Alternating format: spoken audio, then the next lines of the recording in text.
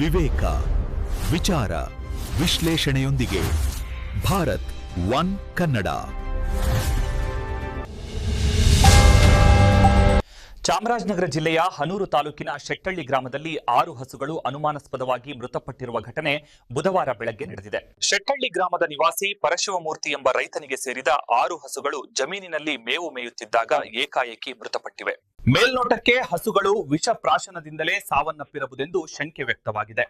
ಮೃತ ಹಸುಗಳ ಬಾಯಲ್ಲಿ ನೊರೆ ಕಂಡು ಬಂದಿದ್ದು ಹೊಟ್ಟೆ ಊದಿಕೊಂಡ ಸ್ಥಿತಿಯಲ್ಲಿ ಪತ್ತೆಯಾಗಿವೆ.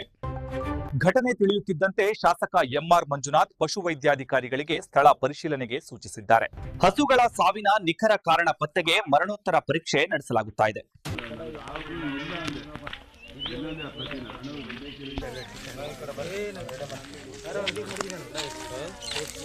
ಶೆಟ್ಟಳ್ಳಿ ಗ್ರಾಮದಲ್ಲಿ 6 ಹಸು ತೀರೋಗಿದ್ದಾವೆ. ಪರ್ಶಿವರ್ಗ್ ಸೇರಿದ್ದು ಪರ್ಶಿವರ್ದು ತೀರೋಗಿರೋದು ಹೊಸ ಏನಂತ ಗೊತ್ತಾಗಿಲ್ಲ. ಇದು ಯಾರೋ ಔಷಧಿ ಹಾಕಿ ಸಾಯಿಸ್ಬಿಟ್ಟಿದ್ದಾರೆ. ಈ ಹೆಚ್ಚಿನ ಕ್ರಮ ವಹಿಸಿ ಇದಕ್ಕೆ ಪರಿಹಾರ ಆಗಿ ನೀಡ್ಕೊಡ್ಬೇಕಂತ ಕೇಳ್ಕೊತಾ ಇದ್ದೀವಿ. ನಮಸ್ಕಾರ.